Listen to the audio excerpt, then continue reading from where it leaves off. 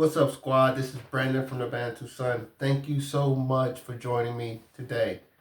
Okay, I am trying to get outside the Trump bubble and continuously give you informative insight around the world. But the Trump bubble is massive. So everywhere you go right now in the world, President Donald Trump is there. And it's because he's the head of one of the most capable countries in the world that can do a lot of things, and he is pushing boundaries, and he has such a radical view of how the world could be in contrast to the status quo. So his latest headline is that he's propositioning the United States taking over the Gaza Strip. Of course, he's hinted at something of this nature, speaking almost with tears in his eyes in a fantastical way of the amazing things that can be done with the wonderful land of the Gaza Strip, with his great weather on the Mediterranean Sea, and how development could go, as almost if he wanted to buy a real estate deal there or create a real estate deal there. And following up now with Bibi Netanyahu, the leader of Israel, coming to the U.S. and visiting him. And this is what they come out of the meeting with: is Trump at a press conference saying, "Hey guys, America should take over the Gaza Strip, clear it out." And obviously, it's a couple things that immediately come to mind when he says something like this. Well, first and foremost is, what is to happen to the Palestinians that are already there? I'm assuming he doesn't want to take it over because he loves Palestinians so much. He wants to give them all deluxe condos. And because his prior proposition was, let's send the Palestinians in this area, excuse me, to Egypt and Jordan. He wants to send them, and he's trying to, and he's like, well, they say the Egyptians don't want them. He said, we do a lot for Egypt. They'll take them. So he wants to push these Palestinians in Gaza Strip, not to the West Bank, which is no better, but I mean, it's a little bit better because Egypt and Jordan are just completely different countries. He wants to take them out of the Gaza Strip, put them in Egypt and Jordan, and then follow up and say, hey, we want to put American military bases, or he didn't say military bases, but he said he wants to take over.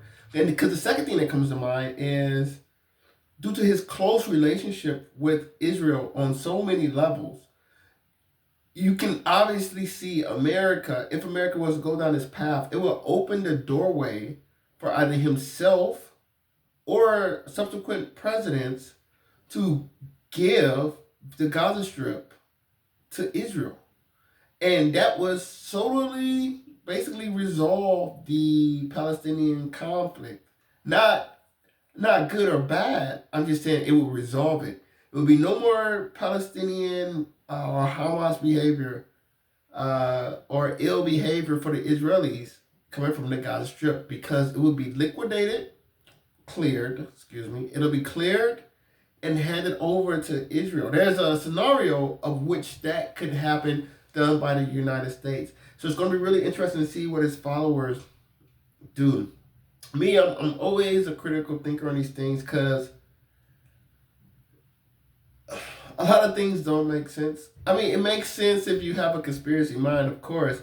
I don't understand. It was so much death destruction, wanton destruction. It just seemed like Gaza was meant to be level, like it was level on purpose. And that's why I say you get to the conspiracy level, because why was Gaza hammered so brutally from an infrastructure point of view? And why the heck? I know you guys saw the video. Hamas is still alive and well. It was like not a hair on their chin was damaged. Who is Hamas? It makes me wonder, who is Hamas? They're hiding somewhere. So they find refuge somewhere. So you have these people, Israel is supposedly, because they didn't go in to kill Hamas, because Hamas is, or eradicate Hamas, because Hamas is alive and well. So Hamas is alive and well. What was the point of Israel going into Gaza for? And when you don't know, well, this is my line of thinking. If I don't know the intention, I assume the intention is based on the consequence, because that's the residual. So if I don't know why somebody do something, I think, okay, what's the consequences of them doing it? And that will probably lead to the impetus or the interest they have in doing it. So Hamas is level well, so that wasn't the intention of Israel going into the Gaza Strip, and Gaza's level. So I'm thinking the purpose of Israel going into the Gaza Strip was to level Gaza. So and on top of that, now you have a president saying we're not going back.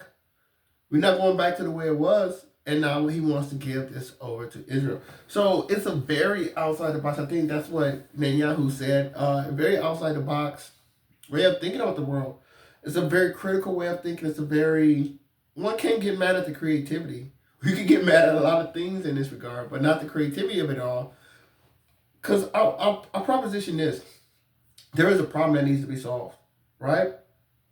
Now you can say it's for our generation or it's not for our generation, but fundamentally there's a problem that needs to be solved, and that's two people occupying the same space, which is in contradictory to the laws of physics. And Israel's not going to want Palestine to have land. I mean, even if they did, Palestine would be so neutered that you couldn't even call it a country. It would probably be a territory of Israel or whoever oversees it, whether it be America, the UN, Israel.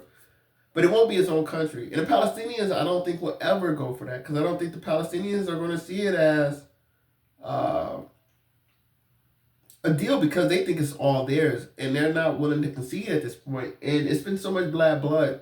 The moment Palestinians have an army, what do you think that's in their army? If they're fighting Israeli tanks and jets with rocks and sticks in the street, what do you think the Palestinians would do if they actually had a national army? So the question is, there's a fundamental problem. Are we going to solve it this generation? If you're going to solve it this generation, there's going to be some hard decisions that's going to have to be made. So we'll continue to follow the story. Love to hear your thoughts. Comment below if you have any insight or any feedback. What do you think about this deal that Trump is proposing? Do you think it's reasonable, or you think it's completely absurd and this is not what you expected from an American president to do? So I'd love to hear your comments. Of course, if you like the video, like, share, subscribe. Until next time, take care. Bantu up.